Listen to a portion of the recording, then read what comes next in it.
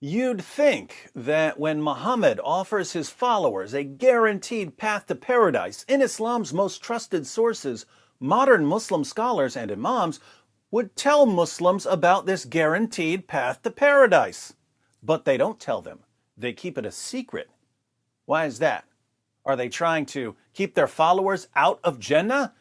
Do they think there won't be enough virgins to go around? What's going on here? I don't know. But if Muslim scholars and imams aren't going to tell Muslims about Muhammad's guaranteed path to paradise, their good friend D. Wood will, because D. Wood cares.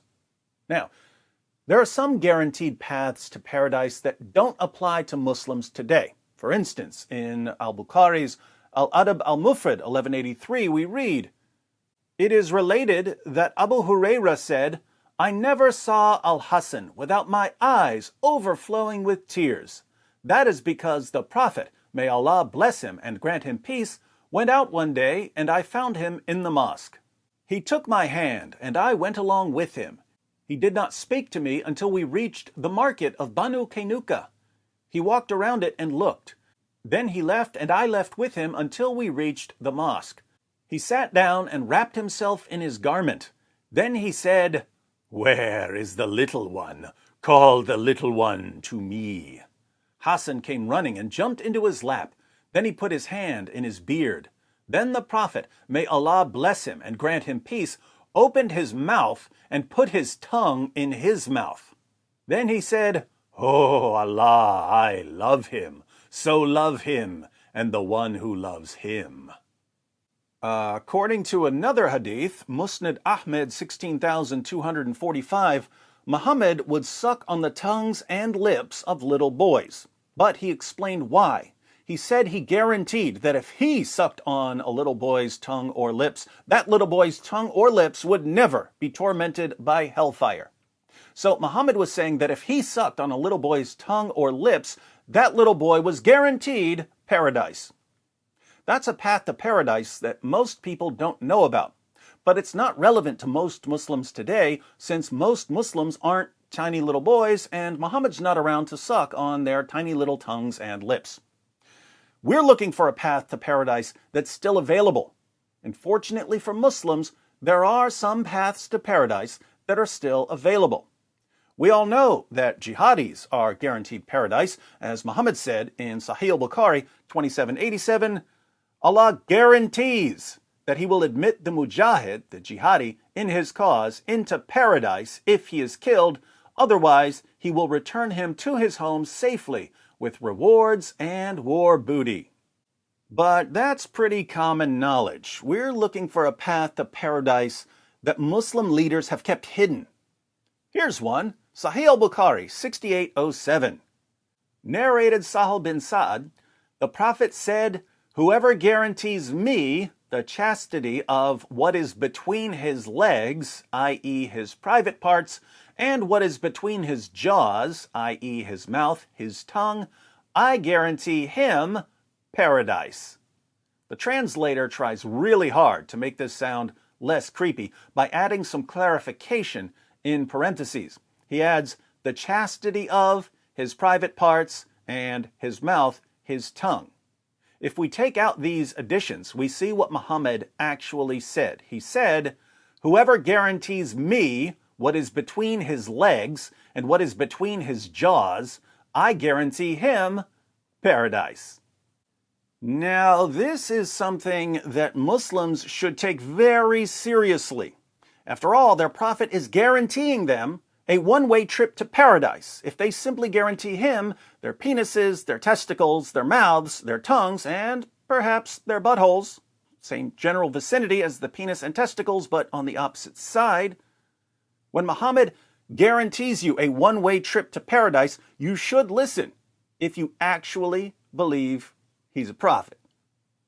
But what does Muhammad mean? Well, there are two ways to interpret this, and they're both really bad.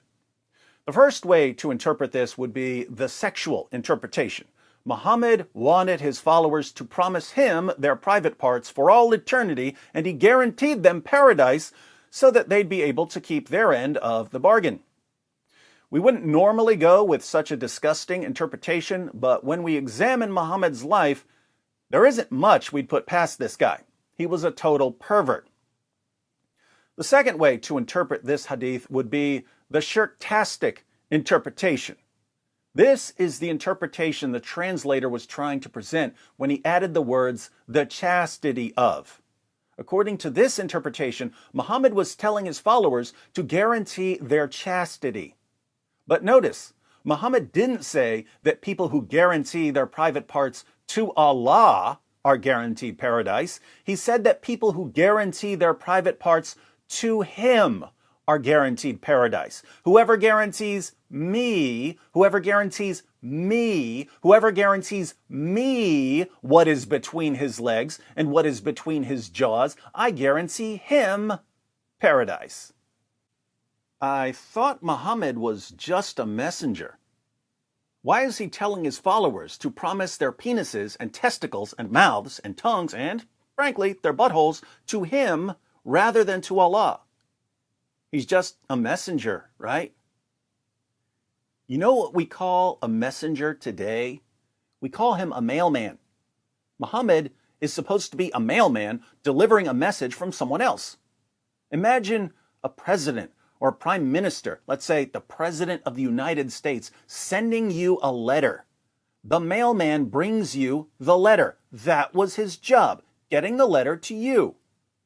But suppose the mailman all of a sudden says, hey, if you guarantee your private parts to me, the mailman, I can guarantee you a permanent room at the White House. Wouldn't you start thinking to yourself, wait a minute, you're the mailman. You deliver the message. You don't decide who gets to live in the White House, and it makes no sense to pledge our private parts to you. For someone who claims that Allah has no partner, Muhammad sure does act like he's Allah's partner. You don't promise your private parts to Allah, you promise them to a pervert, Muhammad. And if you promise your privates to a pretend prophet, he guarantees you paradise. Pretty impressive. Muhammad can just bypass the judgment of Allah and guarantee you paradise as long as you promise him your private parts.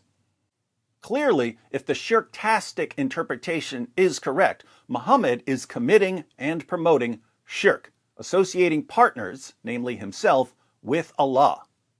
He's trying to get his followers to pledge something to him that they should be pledging to God, and he's claiming that he's handing out tickets to paradise.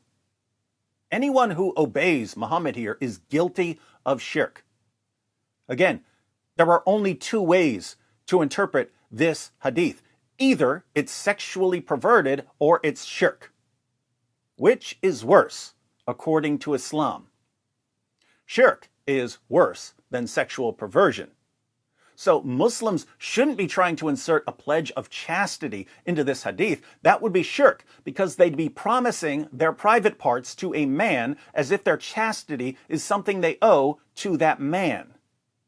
But this means that Muslims who don't want to commit shirk can only conclude that Muhammad was telling his followers that he wants their penises, their testicles, their mouths, their tongues, and, dare I say, their anuses for himself in paradise. I know it sounds revolting, but those are the only options. Either Muhammad was committing and promoting shirk, the unforgivable sin, or he wants his followers to promise him their privates for some presumably perverted purpose. To all my Muslim friends out there, assuming you don't want to accuse your prophet of shirk, I only have two questions for you. One, how bad do you want to get to Muhammad's paradise? And two, is it really worth it? You're right on that. You're right on that. You're right on that. It just backfired on you. You're right.